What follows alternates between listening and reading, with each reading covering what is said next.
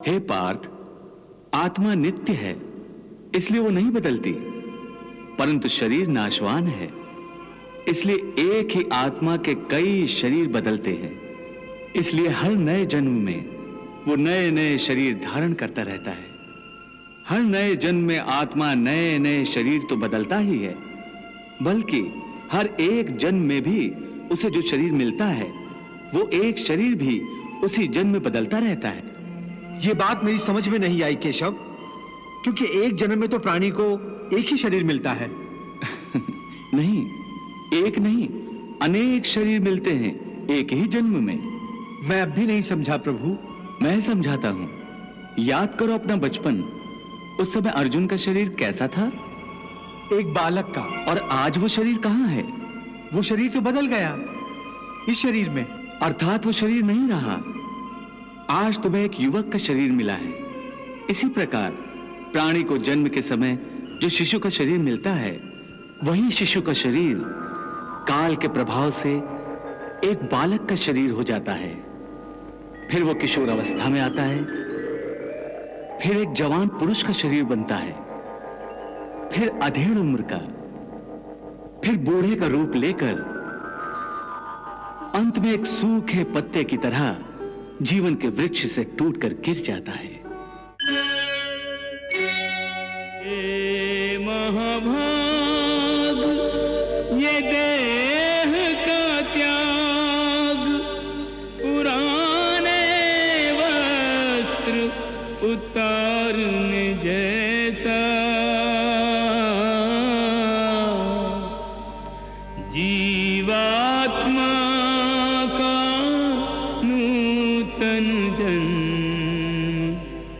नए परिधान के धारने जैसा।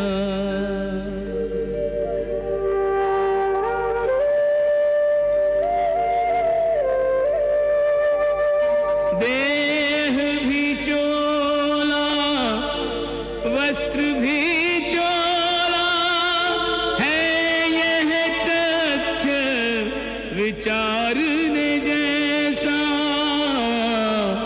चोले के इस परिवर्तन पर क्या है धीरज हारने जैसा। वाह प्रभु वाह।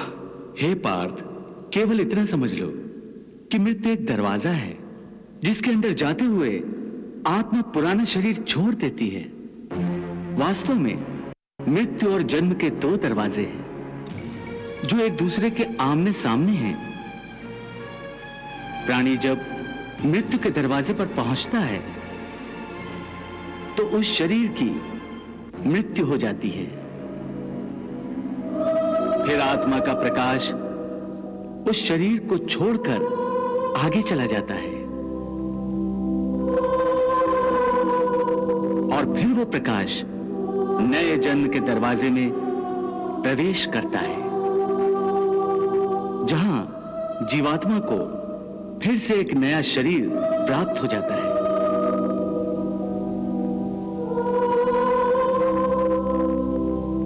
और वहां से उसके नए जन्म की नई यात्रा शुरू हो जाती है। हे पार्थ, आत्मा नित्य है, इसलिए वो नहीं बदलती, परंतु शरीर नाशवान है, इसलिए एक ही आत्मा के कई शरीर बदलते हैं। इसलिए हर नए जन्म में वो नए नए शरीर धारण करता रहता है।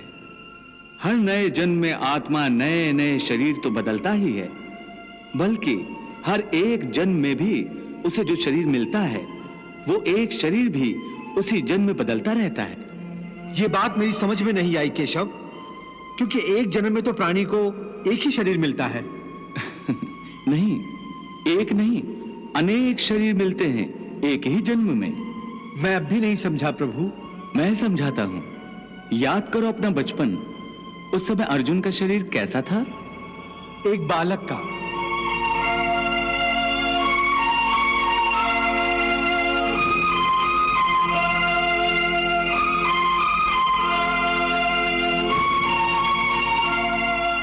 और आज वो शरीर कहां है?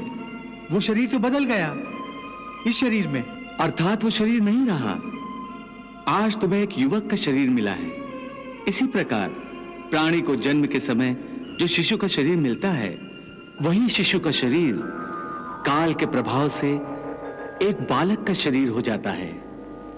फिर वो किशोर अवस्था में आता है, फिर एक जवान पुरुष का शरीर बनता है, फिर अधेड़ उम्र का, फिर बूढ़े का रूप लेकर अंत में एक सूखे पत्ते की तरह जीवन के वृक्ष से टूटकर गिर जाता है। प्रभु, भगवान श्री कृष्ण अर्जुन को ये क्या समझाने का प्रयास कर रहे हैं, मेरी समझ में भी नहीं आ रहा है। मनुष्य को एक ही जन्म में तो एक ही शरीर मिलता है ना? फिर प्रभु, एक जन्म में ही कई शरीरों की ये क्या बात कर रहे हैं? देवी, इस बात को समझाना तो बड़ा ही सरल है।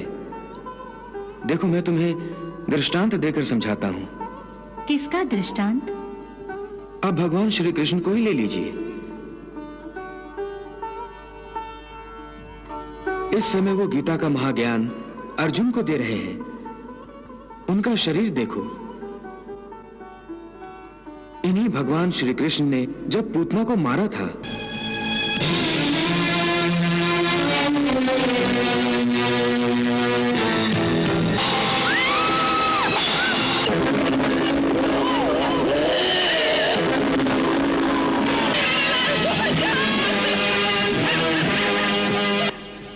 जब शक्तासुर को अपने पैर के एक छोटे से अंगूठे से आकाश में फेंक दिया था,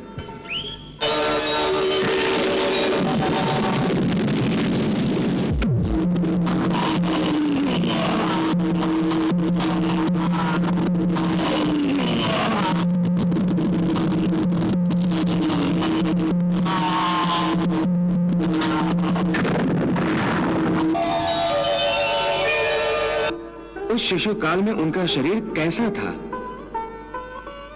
श्री कृष्ण तो वही हैं, शरीर बदल रहे हैं। ये देखो, जब मां का माखन चुराकर घुटनों के बल भागते थे, उस माखन चोर रूप का शरीर और था।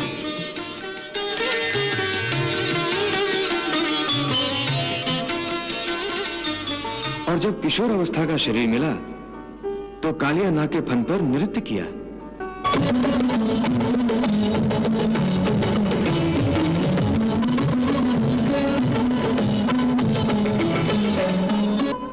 उस समय तो हमने भी उनके साथ नृत्य की स्पर्धा की थी।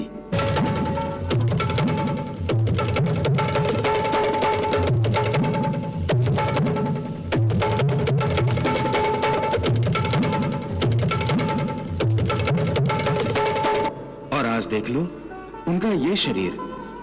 इस प्रकार जो शरीर पल पल छिन छिन अपने विनाश की ओर बढ़ रहा है, उस शरीर की मृत्यु का शोक ज्ञानी जन नहीं करते। इसी रूप के लिए शास्त्र कहते हैं, कृष्णम वंदे जगद्गुरुम। फूल की भांति हमारे शरीर अपने प्रकृति के कारण जन्मते हैं, बच्चे बनते हैं, जवान होते हैं, फिर वही जवानी मुरझाने लगती है जिसे बुढ़ापा कहते हैं। और उस वृद्ध शरीर को जब आत्मा छोड़ देती है तो उस शरीर की मृत्यु हो जाती है। परंतु वो आत्मा कहां चली जाती है? शरीर के बिना आत्मा कहां और कैसे वास करती है? पुराना शरीर छोड़ने के बाद आत्मा नए शरीर में वास करती है। किसी शिशु के शरीर में चेतना रूप होकर आ जाती है, फिर वही चक्र शुरू हो जाता है। फिर वही जन्मना, रेंगना, उठकर चलना, फिर लड़खड़ाना और गिर जाना। ये सब शरीर के कौतुक हैं। इतनी बात समझ लोगे तो ना तुम्हें किसी के मरने का शोक होगा और ना तुम्हें मृत्यु का भय होगा। बचपन यौवन वृद्धावस्था जीवात्मा की हो जैसे तन में, वैसे ही लेकर नूतन जन्म प्रवेश करे वो नए जीवन में। वाह वाह, आज तो श्री कृष्ण के श्री मुख से ज्ञान की गंगा बह रही है। इस गंगा में तो अर्जुन डूब ही जाएगा और ये कृष्ण उसका बुद्धि भेदन करके ही छोड़ेगा। महाराज, जो भी इस गंगा में स्नान करेगा उसकी आत्मा तक निहाल हो जाएगी। संजय, मैं देख रहा हूं कि अर्जुन के बाण तो तुनीर ही में बंद पड़े हैं, परंतु कृष्ण के मुख से निकलने वाले बाणों ने तुम्हारे हृदय को निशाना बना दिया है। महाराज, बात ही दिल को छू लेने वाली हो तो कोई क्या कर सकता है? मुझे चिंता हो रही है। लगता है तुम्हारी तरह अर्जुन भी कृष्ण की बातों के चक्रव्यूह में फंस जाएगा, परंतु उसकी बातें सुनने के अतिरिक्त हम और कर भी क्या सकते हैं? हे अर्जुन, हम और तुम ये शरीर नहीं हैं, हम तो इन शरीर के अंदर रहने वाली आत्माएं हैं। ये शरीर तो केवल हमारे रथ हैं, हम उसके स्वामी हैं। रथ के टूटने से स्वामी नहीं टूट जाता, उसी प्रकार शरीर के सुख और दुख आत्मा को सुखी या दुखी नहीं करते। यदि हम आत्मा हैं, तो फिर ये सुख दुख का आभास हमारी आत्मा को क्यों होता है? ये सुख दुख का आभास आत्मा को नहीं होता, केवल शरीर को होता है। तो फिर आत्मा को क्या होता है? आत्मा को कुछ नहीं होता, क्योंकि ये होना न होना, सुख दुख, सर्दी गर्मी, ये सब प्रकृति के नियम हैं। आत्मा तो अविनाशी परमात्मा का अंश है, इसलिए आत्मा प्रकृति की सीमा से बाहर है। आत्मा अचिंत्य है, मानवीय चेतना के चिंतन के घेरे में नहीं आती। अर्जुन, आत्मा पर प्रकृति और सृष्टि के नियम लागू ही नहीं होते, क्योंकि वो सृष्टि और प्रकृति दोनों ही की पहुंच से बाहर है। जैसे एक चिंगारी अग्नि का ही अंश होती है, वैसे ही आत्मा परमात्मा का ही अंश होता है। इसलिए वो नित्य, अजन्मा, सनातन और सर्वव्यापी है, स्थिर रहने वाला और अचल है। अछेद्यो अयम अदायो अयम अक्लेद्यो अशोष एव च नित्यः सर्वगता स्थाणुर अचलो अयम सनातनः। आत्म अभेद्य अदाह्य अक्लेद्य ये अमिट अशोष्य कहावे हो।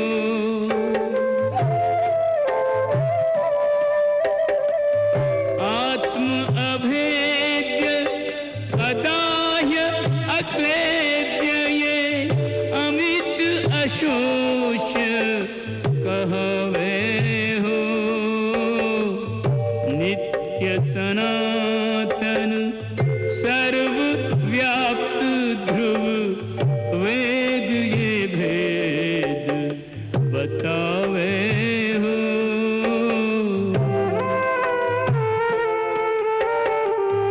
नित्य सनातन सर्वव्याप्त ध्रुव वेद ये भेद बतावे हो।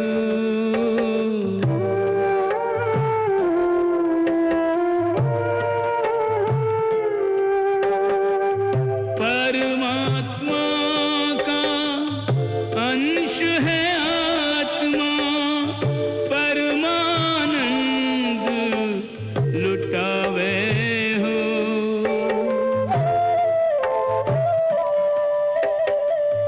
परमात्मा का अंश है आत्मा, परमानंद लुटावे हो। तब तक विचरे परमात्मा में, जब तक जा न समावे हो।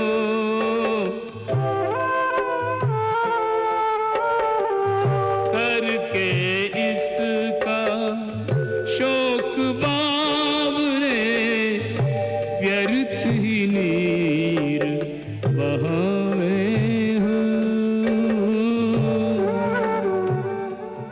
हे पार्थ, आत्मा को न कोई शस्त्र काट सकता है, न उसे अग्नि जला सकती है, इसको जल नहीं गला सकता, न इसे वायु ही सुखा सकती है। नैनम छिन्दन्ति शस्त्राणि नैनम दहति पावकः न चैनम क्लेदन्त्यापो न शोष्यति मारुतः।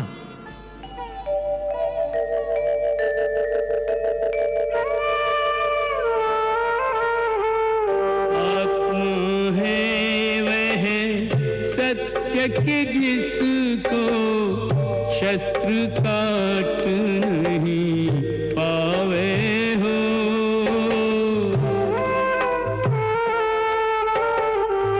अलख अभेद्य नित्य को कोई कैसे लक्ष्य बनावे हो।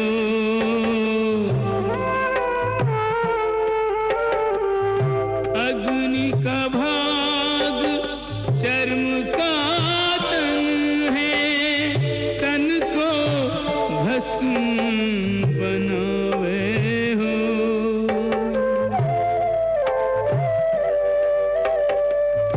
अग्नि का भाग चर्म का तन है, तन को भस्म बनावे हो।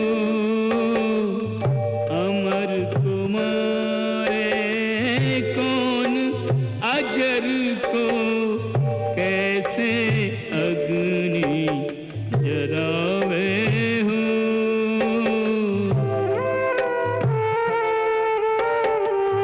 अमर कुमारे कौन अजर को कैसे अग्नि जरावे हो।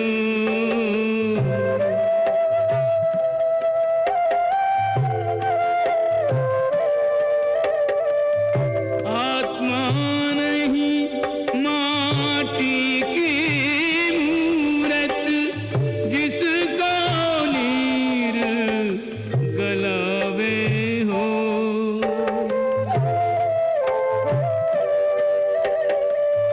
आत्मा नहीं माटी की मूरत जिसको नीर गलावे हो। यह तो महासागर है, इसकी कोई थाह न पावे हो।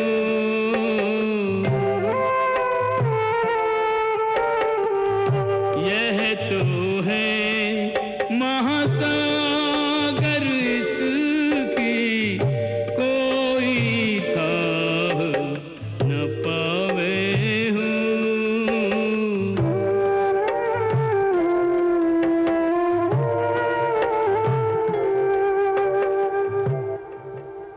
हे अर्जुन, ये सब समझकर तुम्हें ना किसी के मरने का शोक मनाना चाहिए और ना किसी के ना मरने की खुशी का प्रदर्शन करना चाहिए। न जीने की खुशी मनाओ, न किसी के मरने का दुख मनाओ। भला ये भी कोई बात हुई? मनुष्य दुख सुख के अनुसार प्रतिक्रिया प्रकट नहीं करेगा तो फिर जिएगा कैसे? और फिर उसमें और किसी पत्थर की मूर्ति में अंतर ही क्या रह जाएगा? महाराज, श्री कृष्ण की बातों को समझाने का सामर्थ्य मुझ में नहीं है। फिर मेरी बुद्धि ने इसका जो अर्थ ग्रहण किया है उसके अनुसार श्री कृष्ण चाहते हैं कि अर्जुन युद्ध भूमि में भावनाओं की मोम से बना पुतला ना बने, बल्कि वीरता की एक चट्टान बनकर डटा रहे, ताकि भावनाओं की गर्मी उसे पिघला न सके, क्योंकि वो कोई साधारण मनुष्य नहीं है, एक योद्धा है। हाँ, ये कृष्ण तो यही चाहता है कि अर्जुन का दिल पत्थर का हो जाए और वो कौरवों की लाशों का ढेर लगा दे। क्षमा करें महाराज, श्री कृष्ण के कहने का केवल यही एक उद्देश्य नहीं है। उनके कहने का अर्थ यह है कि मनुष्य को अपने या पराये किसी की भी मृत्यु का शोक किए बगैर अपने धर्म का पालन करना चाहिए।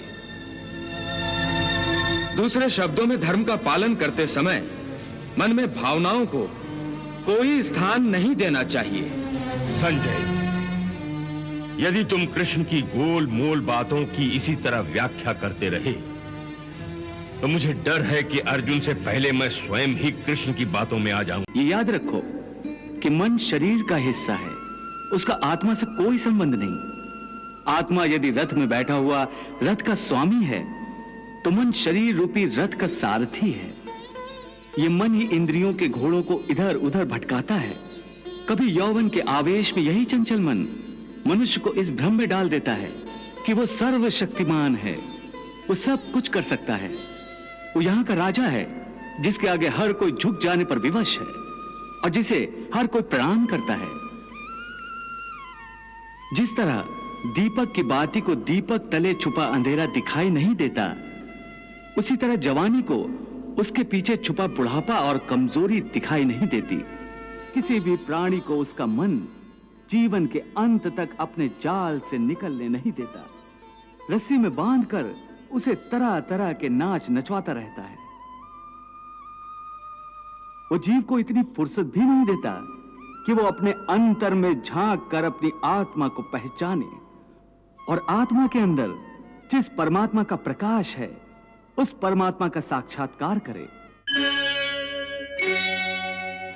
हे केशव, ये सब मानकर भी कि आत्मा नित्य, सनातन और अजन्मा है, उसे शस्त्र नहीं काट सकते, आग नहीं जला सकती, फिर भी प्राणी की आत्मा को दुख सुख, शोक खुशी, मान अपमान, पीड़ा और आनंद का एहसास क्यों होता है? हे पार्थ, मैंने पहले ही तुम्हें बताया कि सुख दुख का आभास करना आत्मा का नहीं, शरीर का काम है। परंतु केशव, शरीर को दुख या पीड़ा तभी होगी जब शरीर को कोई चोट लग जाए या उसका कोई अंग कट जाए। जैसे शरीर आग में जल जाए, उससे जो पीड़ा होती है वो तो शरीर की पीड़ा है। परंतु मान हानि होने से जो दुख होता है या मान होने से जो आनंद आता है, उसमें तो शरीर को कोई चोट नहीं पहुंचती। वो मान हानि का दुख, वो अपकीर्ति की पीड़ा तो आत्मा को ही होती है ना? नहीं अर्जुन, ये कीर्ति अपकीर्ति, मान अपमान, ये लाभ हानि, ये जीतने का आनंद अथवा हारने की पीड़ा, ये भी आत्मा को नहीं होती। ये आत्मा का काम नहीं है, ये तो मन की शरारत है। मन की शरारत, इसका क्या अर्थ है केशव? पार्थ, प्राणी के शरीर का एक अदृश्य अंग है मन, जो दिखाई नहीं देता, परंतु वही सबसे शक्तिशाली हिस्सा है शरीर का। ये याद रखो कि मन शरीर का हिस्सा है, उसका आत्मा से कोई संबंध नहीं। आत्मा यदि रथ में बैठा हुआ रथ का स्वामी है तो मन शरीर रूपी रथ का सारथी है। ये मन ही इंद्रियों के घोड़ों को इधर उधर भटकाता है। कभी यौवन के आवेश में यही चंचल मन मनुष्य को इस भ्रम में डाल देता है कि वो सर्वशक्तिमान है, वो सब कुछ कर सकता है, वो यहां का राजा है जिसके आगे हर कोई झुक जाने पर विवश है और जिसे हर कोई प्रणाम करता है। जिस तरह दीपक की बाती को दीपक तले छुपा अंधेरा दिखाई नहीं देता, उसी तरह जवानी को उसके पीछे छुपा बुढ़ापा और कमजोरी दिखाई नहीं देती। परंतु जब शरीर के दीपक में यौवन शक्ति का घी जल जल कर समाप्त होने लगता है और दीपक तले छुपा अंधेरा बढ़ने लगता है, तो मनुष्य घबराकर चिल्लाने लगता है, मैं बीमार हूं।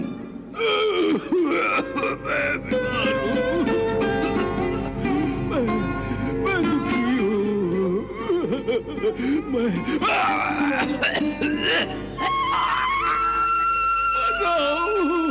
मैं मर रहा हूं, मुझे बचाओ।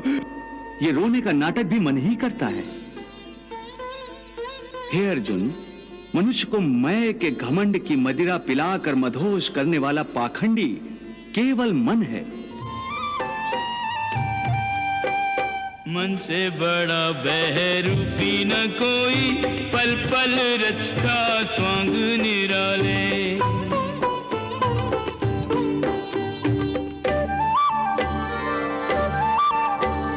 माया ममता में उलझा रहे वो पड़ जाए जो मन के पाले। मन के बहकावे में ना,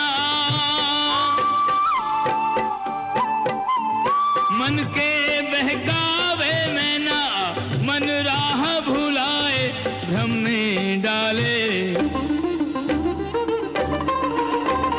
मन के बहकावे में ना, मन राह भुलाए भ्रम में डाले। तू इस मन का दास न बन, इस मन को अपना दास बना ले। तू इस मन का दास न बन, इस मन को अपना दास बना ले। वाह प्रभु वाह। उसके हाथों में मोह माया का जाल है जिसे वो मनुष्य की कामनाओं पर डालता रहता है और उसे अपने वश में करता रहता है। ये मन शरीर से भी मोह करता है, अपनी खुशियों से भी मोह करता है और अपने दुखों से भी। खुशियों में खुशियों से भरे गीत गाता है तो दुख में दुख भरे गीत गुनगुनाता है। अपने दुख में दूसरों को शामिल करके उसे खुशी होती है। किसी भी प्राणी को उसका मन जीवन के अंत तक अपने जाल से निकलने नहीं देता। रस्सी में बांधकर उसे तरह तरह के नाच नचवाता रहता है। वो जीव को इतनी फुर्सत भी नहीं देता कि वो अपने अंतर में झांक कर अपनी आत्मा को पहचाने और आत्मा के अंदर जिस परमात्मा का प्रकाश है उस परमात्मा का साक्षात्कार करे।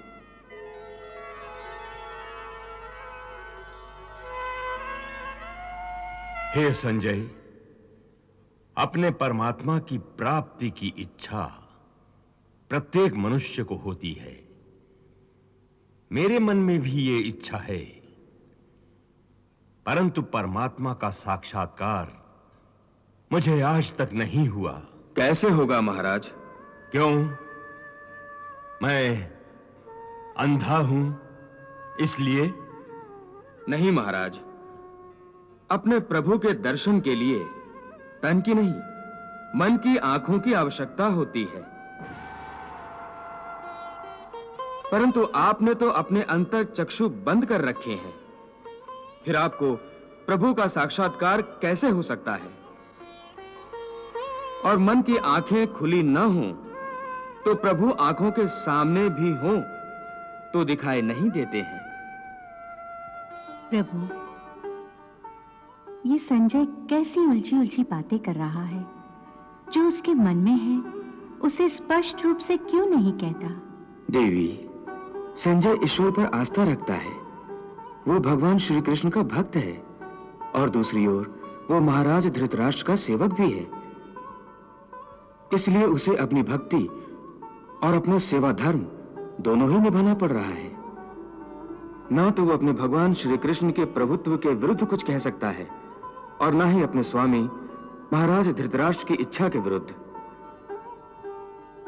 इसलिए वो खुलकर कुछ कहना नहीं चाहता।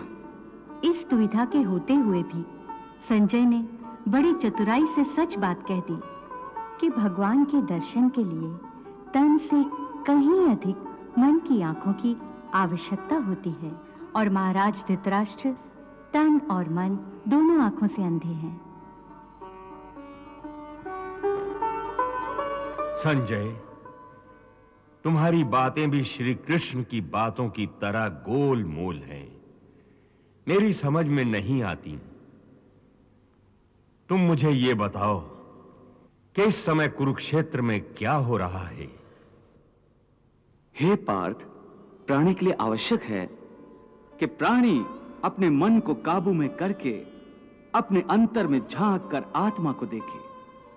तब उस आत्मा के अंदर उसे परमात्मा का प्रकाश स्पष्ट दिखाई देगा।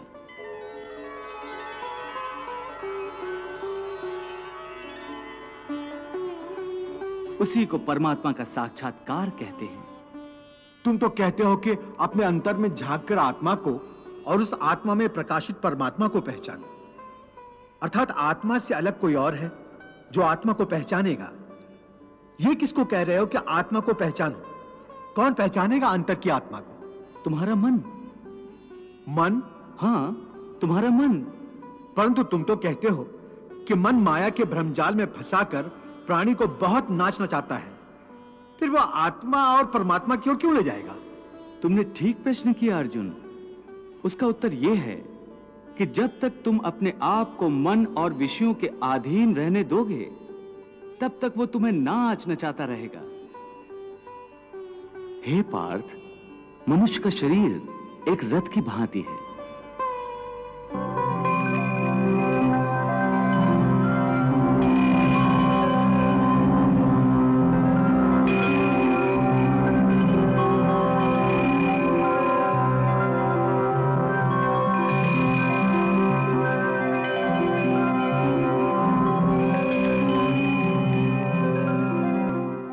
उस रथ के जो घोड़े हैं, उन्हें मनुष्य की इंद्रियां समझो। जैसे आंख, नाक,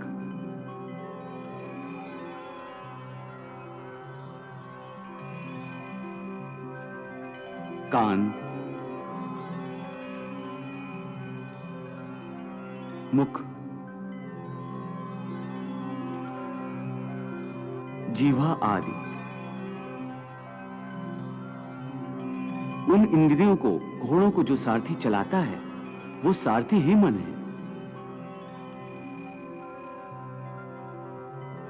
और उस रथ में बैठा हुआ जो उस रथ का स्वामी है, वही आत्मा है।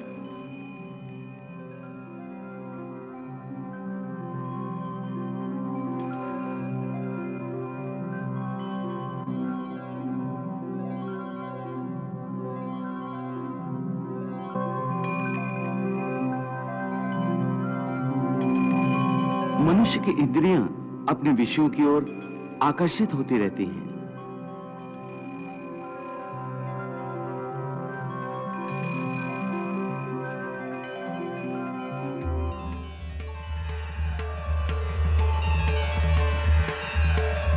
और उसका मन इंद्रियों को उनके विषयों की ओर ही दौड़ाता रहता है।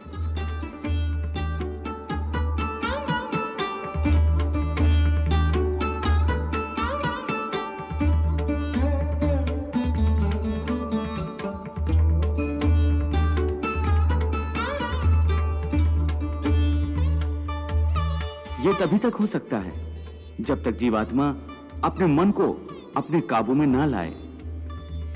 जब तक मन काबू में नहीं आएगा, वो इंद्रियों को उनके विषयों की ओर ही दौड़ाता रहेगा। विषय उनको बुलाते हैं, इंद्रियां उनकी तरफ भागती हैं, और मन जीवात्मा की परवाह किए बगैर रथ को उस ओर लिए जाता है। परंतु जब तुम स्वयं मन के अधीन न रहकर मन को अपने अधीन कर लोगे, तो वही मन एक अच्छे सारथी की तरह तुम्हारे शरीर रूपी रथ को सीधे प्रभु के चरणों में ले जाएगा। मन है शरीर के रथ का सारथी, रथ को चाहे जिधर ले जाए।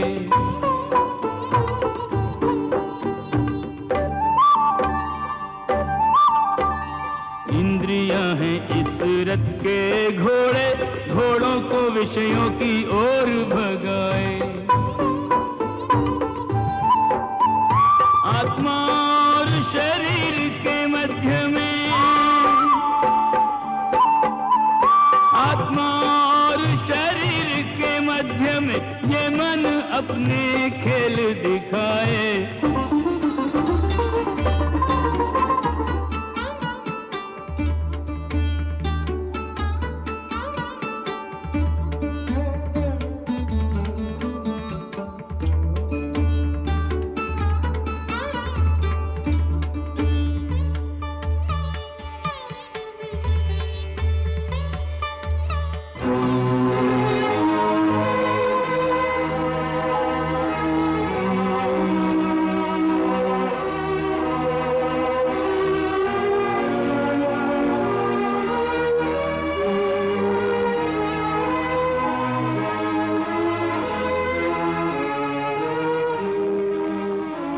मन को वश में कर ले जो योगी, वो इसी रथ से मोक्ष को जाए। मन को वश में कर ले जो प्राणी, वो इसी रथ से अनंत को जाए।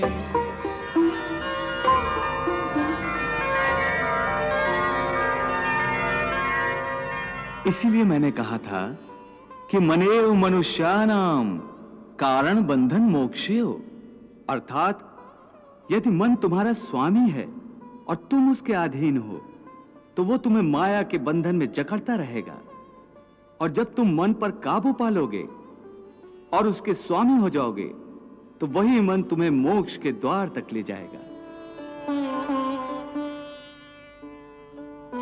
हे मधुसूदन, ये कहना तो बहुत आसान है कि तुम मन पर काबू पालो, मन के स्वामी बन जाओ, परंतु यही तो सबसे दुष्कर कार्य है। हे केशव, मन तो वायु की तरह चंचल है। जिस प्रकार बहती हुई हवा पर काबू पाना असंभव है, इसी प्रकार इस चंचल मन को अपने अधीन करना अति दुष्कर काम है। हे अर्जुन, तुम्हारा यह कहना सत्य है कि मन अति चंचल है, उसे अपने वश में करना बहुत मुश्किल है। मुश्किल नहीं जनार्दन, असंभव है। नहीं अर्जुन, मुश्किल अवश्य है परंतु असंभव नहीं है। तुम्हारा कहना है कि मन को वश में करने का कोई तरीका, कोई साधन भी है? अवश्य है। क्या है वो तरीका? असंशयम महाबाहो मनो दुर्निग्रहम चलम अभ्यासेन तु कौन्ते वैराग्येण च गृह्यते। अर्थात मन को वश में करने के लिए उस पर दो तलवारों से प्रहार करना पड़ता है। एक तलवार अभ्यास की है और दूसरी तलवार है वैराग्य की। अभ्यास और वैराग्य? हां, अभ्यास और वैराग्य। देखो अर्जुन, अभ्यास का अर्थ है निरंतर अभ्यास। मन को एक काम पर लगा दो, वो वहां से भागेगा, उसे पकड़ कर लाओ, वो फिर भागेगा, उसे फिर पकड़ो। ऐसा बार बार करना पड़ेगा। जैसे घोड़े का नवजात शिशु एक क्षण के लिए भी स्थिर नहीं रहता, क्षण क्षण में इधर उधर फुदकता रहता है।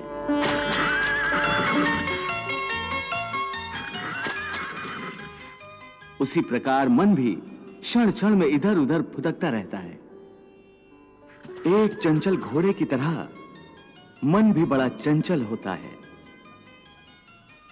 और ऐसे चंचल मन को काबू करना उतना ही कठिन है जैसे किसी मुंहजोर घोड़े को काबू करना। ऐसे घोड़े को काबू करने के लिए सवार जितना जोर लगाता है, घोड़ा उतना ही विरोध करता है और बार बार सवार को ही गिरा देता है। परंतु यदि सवार दृढ़ संकल्प हो तो अंत में वो सरकश घोड़े पर सवार हो जाता है। बस फिर वही घोड़ा सवार के इशारे पर चलता है।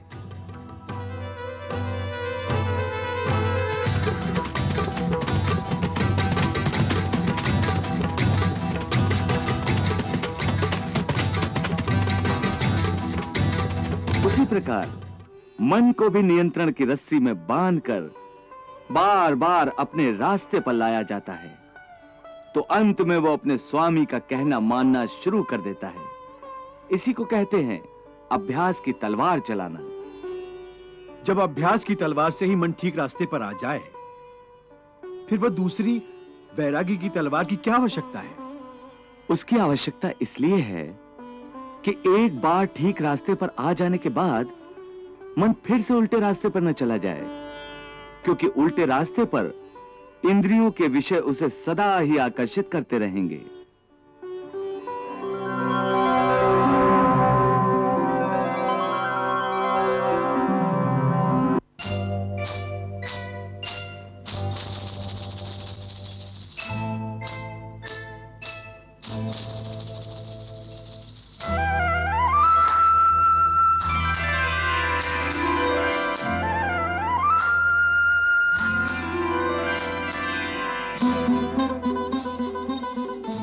मिथ्या, भोग, विलास और काम की तृष्णा उसे फिर अपनी ओर खींच सकती है।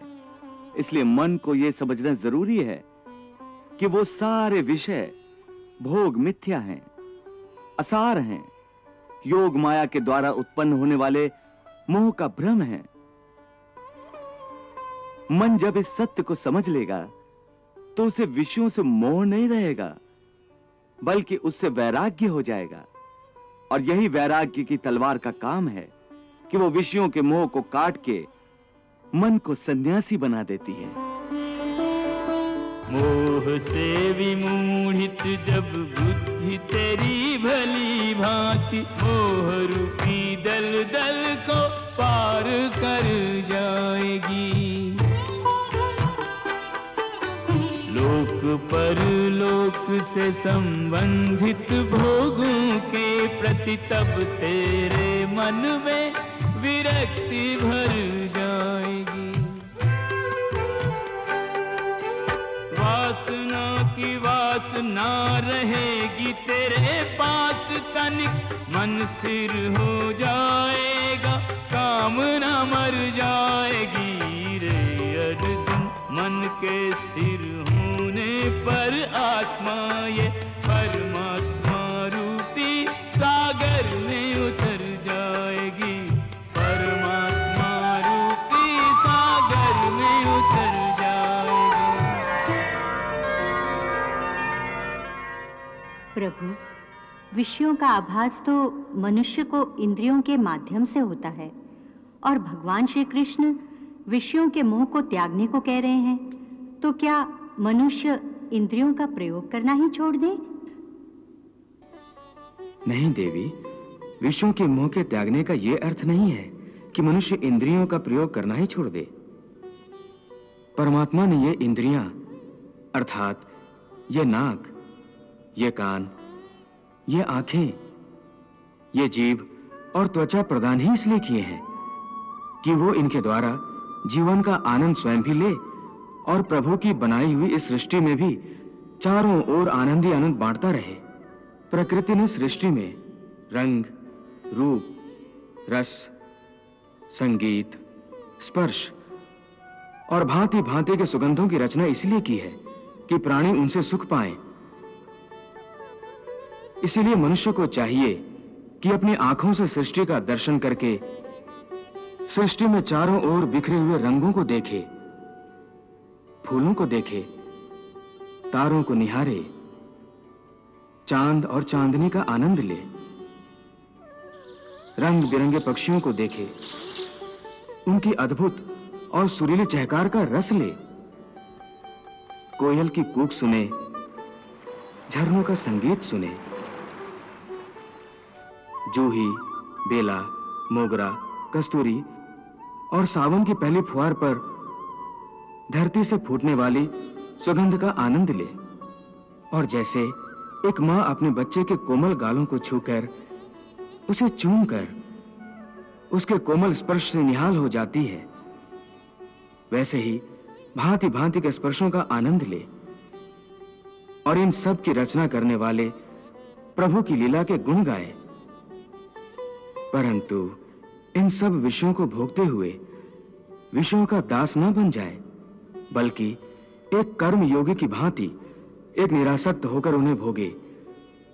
भोगों को भोगी की तरह नहीं, बल्कि योगी की तरह भोगे। और ऐसा करते हुए संयम और संतुलन को न छोड़े। प्रभु भोगों के त्याग की बात नहीं कर रहे हैं देवी, वो तो भोग विलास में आसक्ति के त्याग की बात कर रहे हैं।